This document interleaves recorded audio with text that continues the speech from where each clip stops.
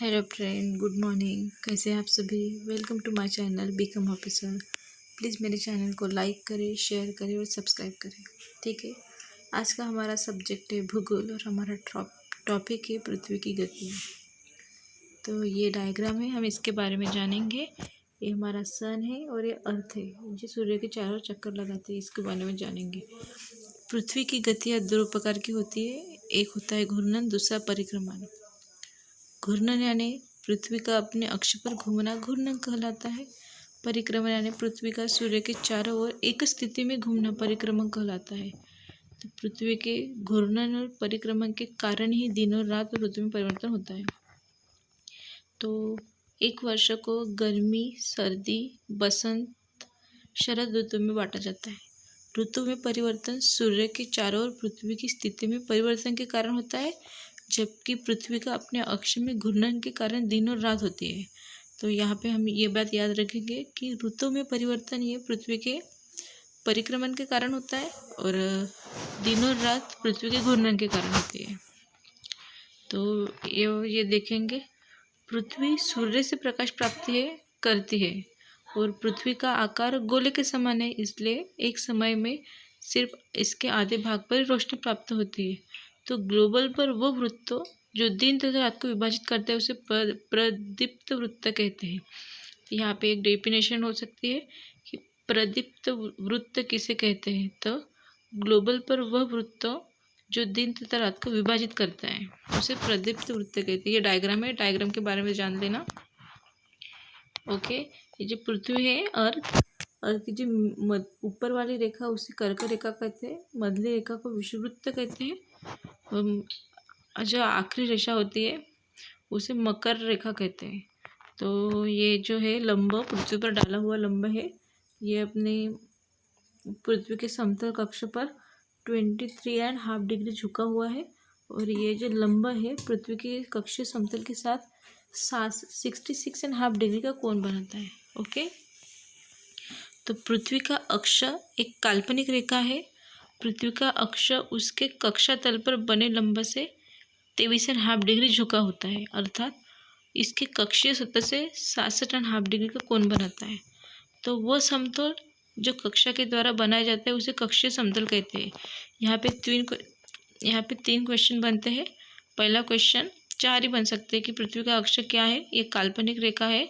और दूसरा क्वेश्चन यहाँ पे बन सकता है कि लंब कितने डिग्री झुका होता है, तो 23.5 डिग्री झुका होता है। और कितने डिग्री का कोण बनता है, तो 66.5 डिग्री का कोण बनता है। और कक्षीय समतल का डेफिनेशन, समतल जो कक्ष के साथ बनाया जाए। और ये डायग्राम है, डायग्राम के बारे में हम जानेंगे। तो हमारा लेफ्ट साइड में जो है वो 21 जून है, उसे उत्तरायणांत कहते हैं। इसे उत्तरायणांत क्यों कहते हैं? क्योंकि उत्तरी गोलार्ध सूर्य की तरफ झुका होता है, इसलिए इसे उत्तरायणांत कहते हैं। और उत्तरायणांत सूर्य की तरफ झुके होने के कारण, उत्तरी गोलार्ध सूर्य की तरफ झुके होने के कारण सूर्य की किरणें सीधे कर्क रेखा पर पड़ती है। इसी कारण उत्तरी गोलार्ध में ग्रीष्म ऋतु होता है और दक्षिणी गोलार्ध में शीत ऋतु होता है। इसके विपरीत दक्षिण गोलार्ध होता है। और हमारा राइट साइड में 22 दिसंबर है। 22 दिसंबर को दक्षिण अयनांत भी कहते हैं, क्योंकि पृथ्वी का दक्षिणी गोलार्ध ये सूर्य की तरफ झुका होता है, इसलिए सूर्य की सीधी किरणें ये मकर रेखा पर पड़ती है। इसी कारण उत्तरी गोलार्ध में ग्रीष्म ऋतु यानी गर्मी का मौसम होता है। इसके विपरीत उत्तरी गोलार्ध में शीत ऋतु होता है। तो 21 जून और 22 दिसंबर एक दूसरे के अपोजिट होते हैं। हमारा ऊपर है 21 मार्च और हमारे नीचे के भाग में 23 सितंबर। तो 21 मार्च और 23 सितंबर को सूर्य की किरणें विषुववृत्त पर सीधी पड़ती है, यानी कोई भी 21 मार्च और 23 सितंबर को कोई भी ध्रुव सूर्य की ओर झुका नहीं होता, इसलिए इस दिन पृथ्वी पर दिन तथा रात बराबर होते हैं। इसे विषु कहा जाता है।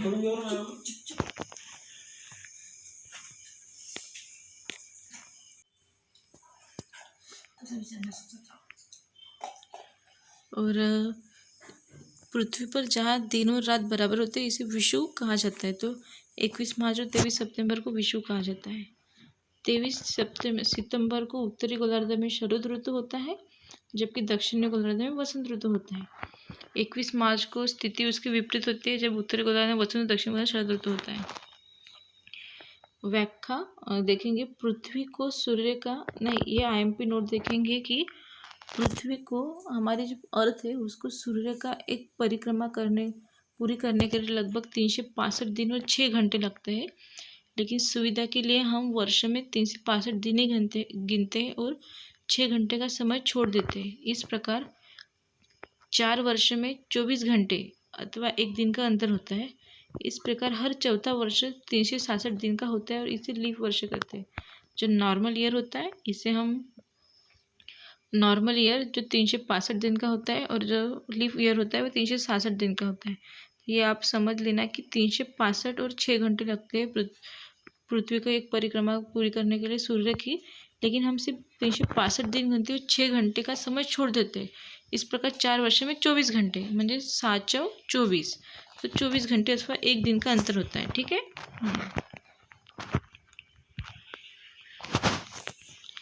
तो 4 वर्ष में प्रत्येक वर्ष के बचे हुए 6 घंटे मिलकर एक दिन यानी 24 घंटे के बराबर हो जाते हैं। देखिए आप समझ गए होंगे कि प्रत्येक 4 वर्ष के बचे हुए 6 घंटे मिलकर एक दिन यानी 24 घंटे के बराबर हो जाता है। इसके अतिरिक्त दिन को फरवरी महीने में जोड़ा जाता है। यह अतिरिक्त दिन को फरवरी महीने में जोड़ा जाता है। इस प्रकार प्रत्येक चौथा वर्ष फरवरी माह 28 के बदले 21 दिन का होता है। इसे लीप वर्ष कहते हैं। 366 दिन होते हैं, तो फरवरी माह जो बचे हुए दिन होते हैं उसको फरवरी माह में जोड़ा जाता है। तो हर चौथे वर्ष के बाद एक लीप वर्ष आता है। तो इस हमने जो टॉपिक पढ़ा, इस टॉपिक पर हम अब क्वेश्चन एंड आंसर देखेंगे। हमारा पहला क्वेश्चन है, कक्षीय समतल किसे कहते हैं? तो कक्षा द्वारा बनाए गए समतल को कक्षीय समतल कहते हैं। पृथ्वी का अक्ष उसके कक्षा समतल पर बने लंब से कितनी डिग्री झुका होता है? तो इसका आंसर है ऑप्शन है 23.5 डिग्री।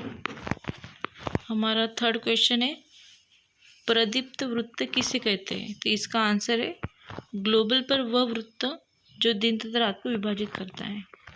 हमारा चौथा क्वेश्चन है, ऋतु में परिवर्तन का कारण क्या है? तो सूर्य के चारों ओर पृथ्वी की स्थिति में परिवर्तन, मतलब पृथ्वी की स्थिति में जो परिवर्तन होता है सूर्य के चारों ओर घूमते हुए यानी परिक्रमण के टाइम, उसे कारण ऋतु में परिवर्तन होता है। और पृथ्वी के घूर्णन के कारण यानी अक्ष पर घूमने के कारण दिन और रात होती है। 21 जून को पृथ्वी का उत्तरी गोलार्ध सूर्य की तरफ झुका होता है और सूर्य की किरणें कर्क रेखा पर सीधी पड़ती है। इसके परिणाम स्वरूप ऊष्मा अधिक प्राप्ति होती है। तो इन क्षेत्रों में सबसे लंबा दिन तथा सबसे छोटी रात होती है। तो पृथ्वी की इस अवस्था को क्या कहते हैं? उत्तरायणांत। यानी अगर उत्तरी गोलार्ध सूर्य की तरफ झुका होता है तो उत्तरायणांत होता है, और दक्षिणी गोलार्ध सूर्य की तरफ झुका होता है तो दक्षिणायनांत होता है। लेकिन यहाँ पे दिन बड़ा और रात छोटी होती है। और दक्षिणायनांत के संदर्भ में नीचे दिए कथनों पर विचार कीजिए। दक्षिणी ध्रुव सूर्य की ओर झुका होता है। सेकंड है, सूर्य की किरणें मकर रेखा पर सीधी पड़ती है।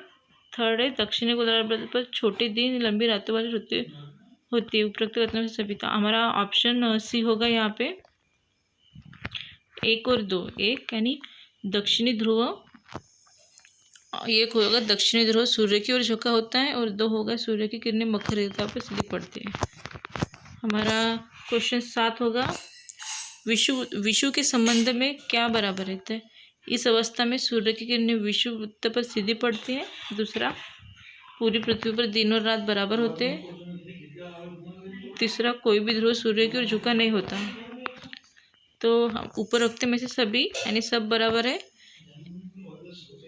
इस अवस्था में सूर्य की किरणें विषुव वृत्त पर सीधी पड़ती है।